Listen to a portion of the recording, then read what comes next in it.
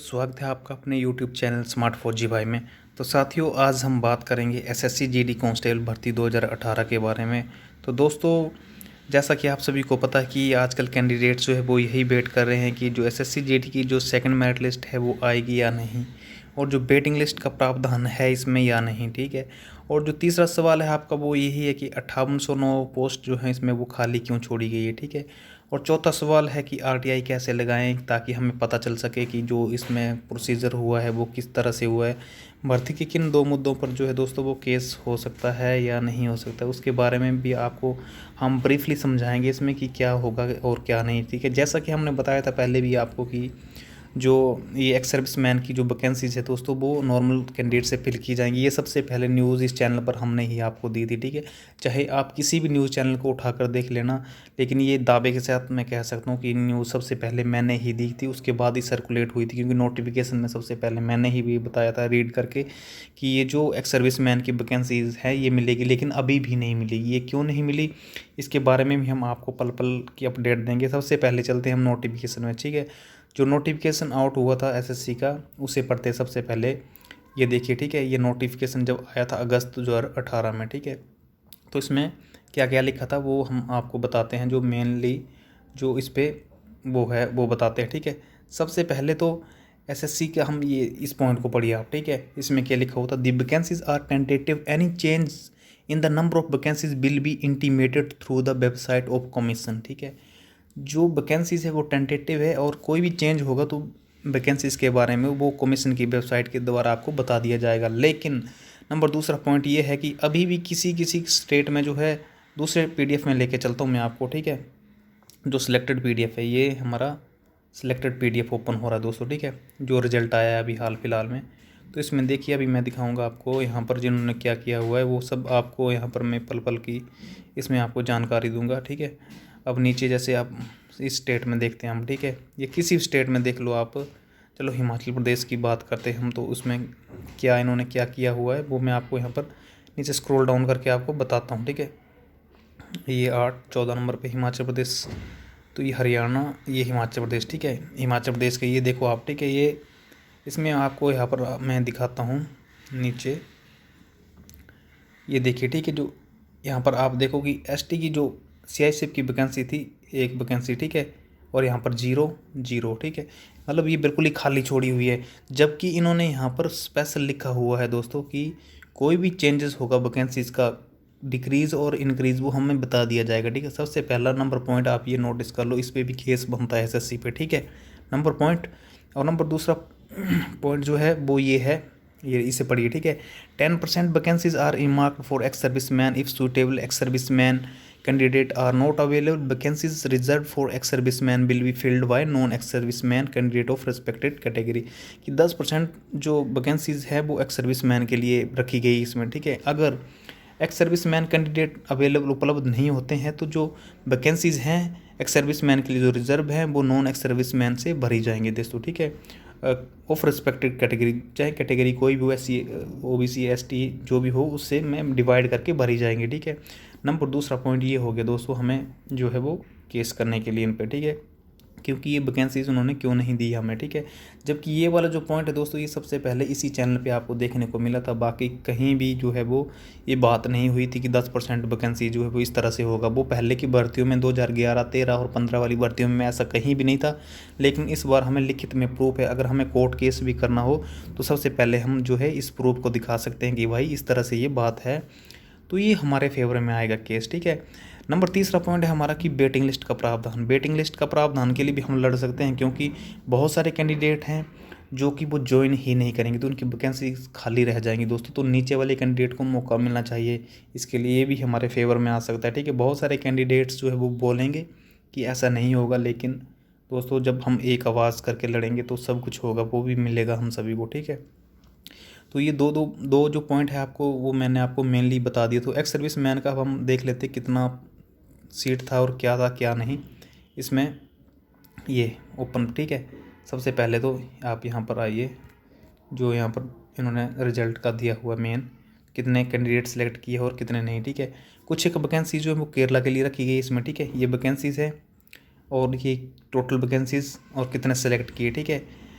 ये फीमेल की दोस्तों टोटल वैकेंसी थी 9238, उसमें से 8103 फिल की, ठीक है, 8103 फिल की हैं, ठीक है, ओके। इसमें 1100 की समथिंग जो है वैकेंसीज आपकी जो है वो खाली रह गई, ठीक है। उसके बाद मेल कैंडिडेट की दोस्तों ये वैकेंसी थी टोटल कितनी, 49,120, जबकि कितनी भरी गई, 46,308। इसमें 3,000 की समथिंग जो वैकेंसीज खाली रह गई, ठीक है।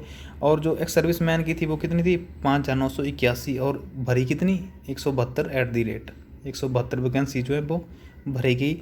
इसमें से 5809 जो है वो एक्स सर्विस मैन की ही खाली रह गई है वैकेंसीज। और जो इसमें से कुछ एक केरला को दे दी आपने, तो इतने 3,000 तो केरला की वैकेंसीज है नहीं, ठीक है। तो इसमें से भी कम से कम 1,000 या 2,000 और, तो मतलब 7,000 या 7,500 के समथिंग जो वैकेंसीज है वो अभी भी खाली है।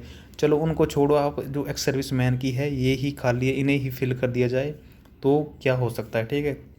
अभी जो आपका वेटिंग लिस्ट का प्रावधान है या सेकंड लिस्ट का, वो दोस्तों उसका जो है वो प्रोसीजर चला हुआ है। हो सकता है वो सेकंड लिस्ट आपका जो है वो जल्दी ही जारी हो जाए, लेकिन जो भी होगा इसका आपको हम पल पल की अपडेट देते रहेंगे किसी भी तरह। और सुनने में दोस्तों ये भी आ रहा है, जैसे कि आपको बताया था कि 5500 वैकेंसीज, ठीक है। बहुत सारे कैंडिडेट्स जो है वो परेशान है, सर 5500 वैकेंसीज आपने बोला था। तो दोस्तों ये एसएससी है, इसका पता किसी को भी नहीं है अंदर का कि क्या हुआ है। जैसे कि अभी हाल फिलहाल में आपको बताया कि 1,09,000 के समथिंग जो कैंडिडेट हैं वो क्या बोलते हैं अपना फिल कर दिए गए हैं, ठीक है। जो मेडिकल फिट है, ठीक है, 1.9 लाख, ठीक, 1.9 लाख, ठीक है, ये कैंडिडेट आपके फिट है। तो आपको क्या पता है कि जो एक्चुअल में 1,09,000 कैंडिडेट वाकई फिट है या नहीं, ठीक है। वो तो एसएससी को पता है ना अंदर से कितने फिट हैं और कितने अनफिट है, ठीक है। उनके पास क्या डाटा है, ठीक है, किस तरह से क्या रखा हुआ उन्होंने, वो एक्चुअल में कोई नहीं जानता, ना ही एसएससी आपको कंफर्म बताएगा। वो उनके पास ही डाटा रहता है, वो क्या है क्या नहीं है। वो आपने अंदर घुस के तो देखा नहीं, आपने आरटीआई डाली अभी कि हमें सभी मेडिकल फिट कैंडिडेट की लिस्ट चाहिए, इस तरह की आरटीआई डालो तभी पता चलेगा आपको, ठीक है। तो जो भी होगा आपका जो है, हम सभी को जो है कोर्ट केस करने होंगे इसके लिए। बहुत सारे कैंडिडेट को जो है वो कोर्ट केस में अपनी आरटीआई जो है वो डालनी पड़ेगी, तभी जाके आपको इसका समाधान मिलेगा। जो वेटिंग लिस्ट है और जो एक्स सर्विस मैन के लिए जो सेकंड लिस्ट आएगी वो बिल्कुल 101% आएगी, वो हमारे ही फेवर में जाएगा दोस्तों।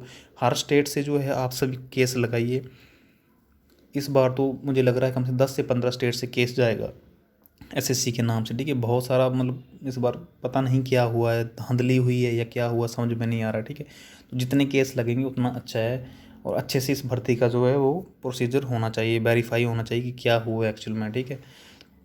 तो जो लिखित रूप में उन्होंने दिया था दोस्तों उस पर तो 100% केस मिलता है आपका, जो एक एक्स सर्विस मैन का है ये, और जो वैकेंसीज़ का है, ठीक है, जो इन्होंने 20 से वैकेंसीज गायब किए बिना नोटिस देने, उस पर भी केस बनता है, वो डेफिनेटली हमें ही मिलेगा, उसमें कोई दो राय नहीं है दोस्तों, तो वो डेफिनेटली मिलेगा ही मिलेगा।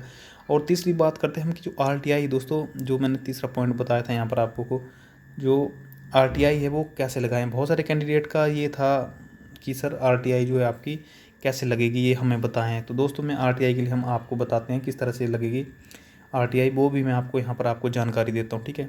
सबसे पहले तो आरटीआई के लिए आपको गूगल में जाना है, ठीक है। गूगल में यहाँ पर सीधे दे लिखें आरटीआई, ठीक है, आरटीआई, इसमें आप अपनी आईडी बना लें, ओके। जैसे आपकी आईडी क्रिएट हो जाएगी तो उसके बाद जो वो आप आरटीआई इसमें फाइल कर सकते हैं, ये आरटीआई, ठीक है। नीचे स्क्रॉल डाउन करिए, ये वाला जो पोर्शन है इस पर क्लिक करना है, ठीक है। ऊपर वाली जो उसमें आप थोड़ा सा डिफ़िकल्ट है वो समझ में नहीं आएगा, तो ये जो है वो मेन, ठीक है, नीचे वाले पेज पे, ठीक है, देखो इस पर क्लिक कर दीजिए आप आरटीआई के लिए, ठीक है। इस पर आपने क्लिक कर दिया, जस्ट वेट, इस क्लिक करने के बाद जो दोस्तों आपका नेक्स्ट पेज ओपन हो जाएगा आरटीआई का। ये इस तरह का कुछ इस तरह का डैशबोर्ड ओपन होगा, ठीक है। तो यहाँ पर आप या तो पहले से आरटीआई का आपका जो आईडी बनी हुई है, नहीं बनी हुई तो आप आईडी के लिए रजिस्ट्रेशन कर लें दोस्तों, ठीक है।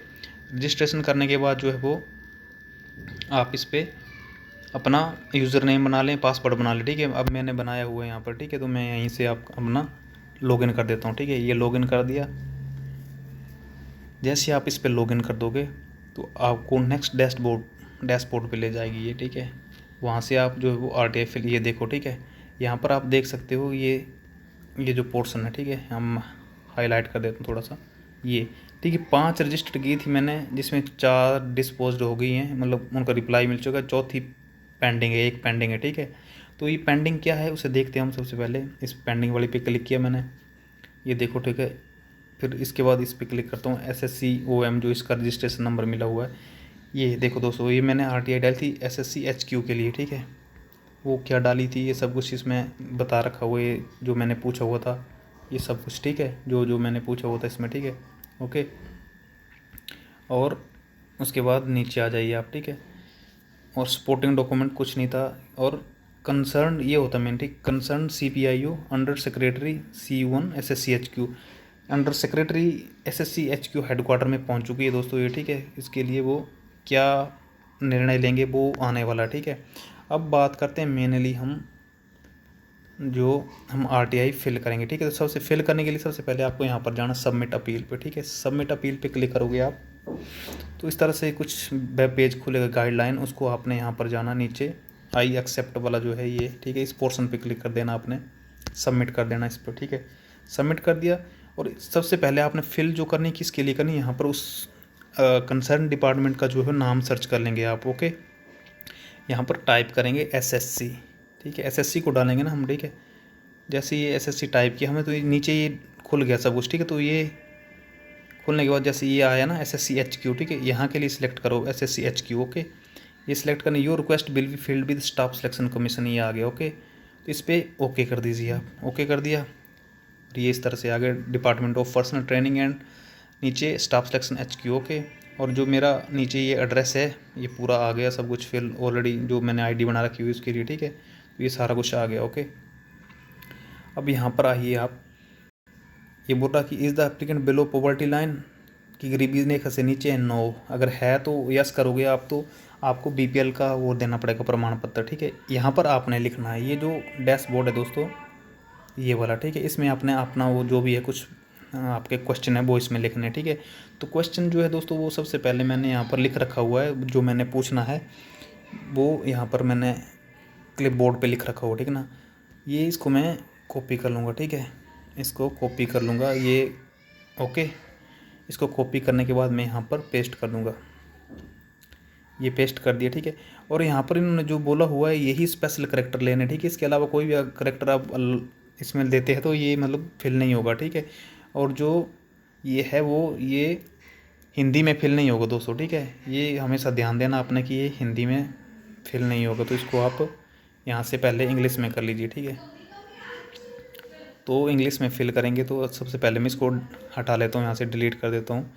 उसके बाद जो है वो आपको इंग्लिश में कन्वर्ट करना पड़ेगा पहले, इंग्लिश के बाद ही आपको जो है वो आगे इसका कुछ हो पाएगा। ठीक है, तो इंग्लिश में फिल करेंगे सबसे पहले इसको हम, तो इसको पहले मैं इंग्लिश में ट्रांसलेट कर लेता हूँ दोस्तों। इंग्लिश में फिल करना पड़ेगा, तो इंग्लिश के लिए आपको यहाँ पर इंग्लिश में ट्रांसलेट करते हैं इसको। सबसे पहले ट्रांसलेट कर लो आप गूगल से, यहाँ पर वो मैटर पेस्ट करिए आप। पेस्ट करने के बाद जो भी आएगा, ठीक है, ये आ गया, इसको पूरा सेलेक्ट कर लो यहाँ से ऐसे नीचे। ठीक है, ओके, और यहाँ से कॉपी कर लो इसको। कॉपी हो गया, अब यहाँ पर फिर दोबारा से वो साइट आपको खोलनी पड़ेगी दोस्तों, SSC की, सॉरी RTI की। तो वहाँ से RTI, ठीक है, आपने जहाँ तक देख लिया होगा वो तो सही है। RTI सर्च कर दो यहाँ से, और जो मैंने आपको बताया था वो यहाँ पर क्लिक करके, और नेक्स्ट जो आपके पास पेज ओपन होगा सबमिट अपील पे, इस तरह से। ये तो आपको मैंने बता ही दिया था, I have accept term and condition पे, और यहाँ पे SSC सर्च करके, जो मैंने आपको पहले बता ही दिया था दोस्तों ऑलरेडी, SSC HQ। ओके, ये ओके करने के बाद यहाँ पे पॉवर्टी लाइन जो आप सेलेक्ट कर लीजिए नो पे, और यहाँ पर वो अपना मैटर है वो पेस्ट कर दीजिए।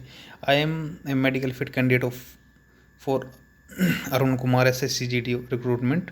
I am from Himachal Pradesh state and my marks is 72.64 and the final cutoff general category in my state is 72.35. So why didn't my selection exceed my marks? Final cutoff is roll number ये, name ये, ठीक है। और आपने फिर ये captcha डालना है यहाँ पर, ये जो है ये कैप्चा यहाँ पर डालना, ओके, इस पॉइंट में। तो ये कैप्चा डाल दिया हमने, कितना है 537901, 537901, ठीक है। ये ले लिया। अब मेक पेमेंट पे क्लिक कर देना हमने, ठीक है। आप ये देखो, ये दिखा हुआ मेक पेमेंट, यहाँ पर आप क्लिक कर दीजिए मेक पेमेंट पे, ओके। ओके कर दिए दोस्तों। तो अभी भी ये मतलब फिल नहीं हुआ। फिल क्यों नहीं हुआ, इसके पीछे भी कोई कारण रह गया।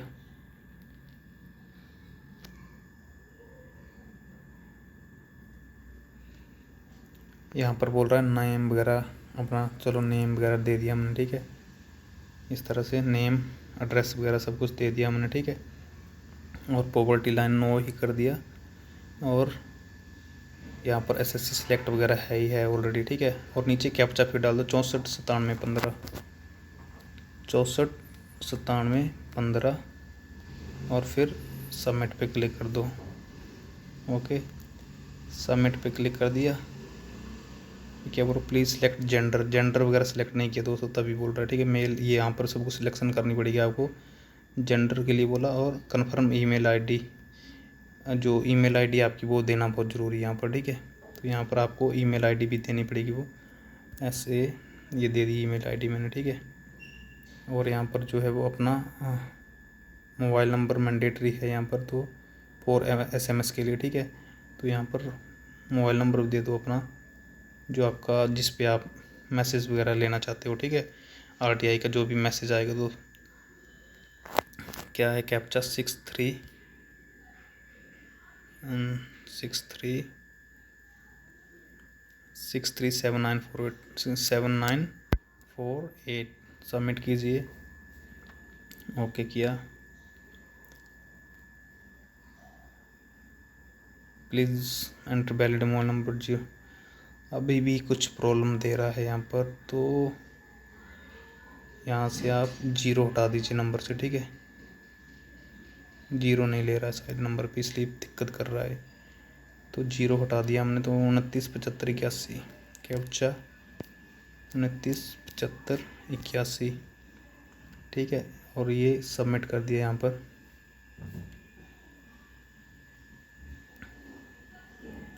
दोस्तों अब ये आ गया नेक्स्ट जो है वो इस तरह से, ठीक है। अब आप इंटरनेट पे क्लिक करोगे या क्रेडिट कार्ड पे, ठीक है। तो आपको इंटरनेट, क्रेडिट कार्ड या डेबिट कार्ड से पे कर सकते हो। तो यहाँ पे वाले ऑप्शन पे यहाँ आप क्लिक करके पे वाले ऑप्शन पे क्लिक कर दीजिए, ठीक है। पे वाले ऑप्शन पे क्लिक करोगे आप, तो फिर यहाँ पर नेक्स्ट विंडो खुल जाएगी। वहाँ पर आपने डिटेल वगैरह डालनी है और आपका जो है वो पेमेंट हो जाएगा, ठीक है। इस तरह का डैशबोर्ड आपके सामने ओपन हो जाएगा ये, ठीक है। ये सारा फिल करना आपने अपना क्रेडिट कार्ड की डिटेल, ठीक है। क्रेडिट कार्ड की डिटेल फिल करोगे आप 4854 जो भी है, ठीक है। क्रेडिट कार्ड की डिटेल भरो यहाँ पर आप। मात्र 10 रुपये लगेंगे आपके लिए, ठीक है। इससे ज़्यादा पैसा नहीं लगेगा।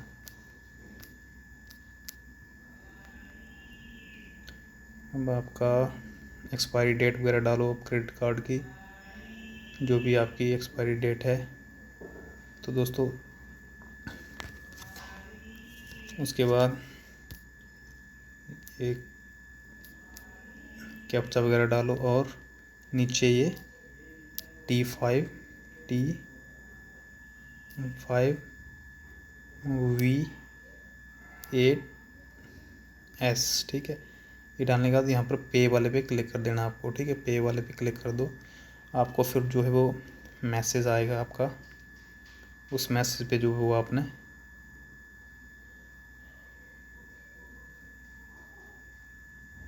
कार्ड होल्डर नेम भी डालना था। यहाँ पर कार्ड होल्डर नेम ये डाल दो आप, ठीक है। कार्ड होल्डर नेम भी डाल दिया। उसके बाद पे करना है आपने। पे करने के बाद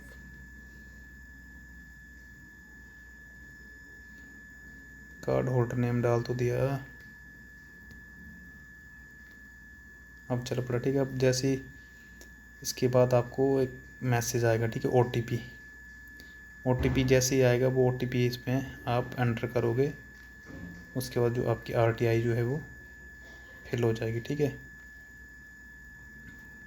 अभी RTI अभी कोई भी मैसेज नहीं आया दोस्तों। जैसे ही मैसेज आता है उसके बाद यहाँ पर फिल करने के बाद इसमें आपका जो RTI है वो फिल हो जाएगा। अभी कोई भी मैसेज नहीं आया है, देखते हैं जैसे ही मैसेज आएगा तो फिल हो जाएगा। बस इतनी सी वो है। उसके बाद आपकी RTI जो वो 110% फिल हो जाएगी और विदिन 1 वीक आपको जो है वो रिप्लाई आ जाएगा, ठीक है। तो दोस्तों यही था इस वीडियो में। मिलते हैं नेक्स्ट वीडियो में दोस्तों। तब तक के लिए जय हिंद, जय भारत, वंदे मातरम। आपकी हर जो भी प्रॉब्लम होगी उसका सारा समाधान मिलेगा इस चैनल पे दोस्तों। और इस चैनल से जुड़े रहिए और जो जानकारी है वो दोस्तों को और शेयर करो। किस तरह से RTI फिल करनी है, उनकी मदद हो जाएगी।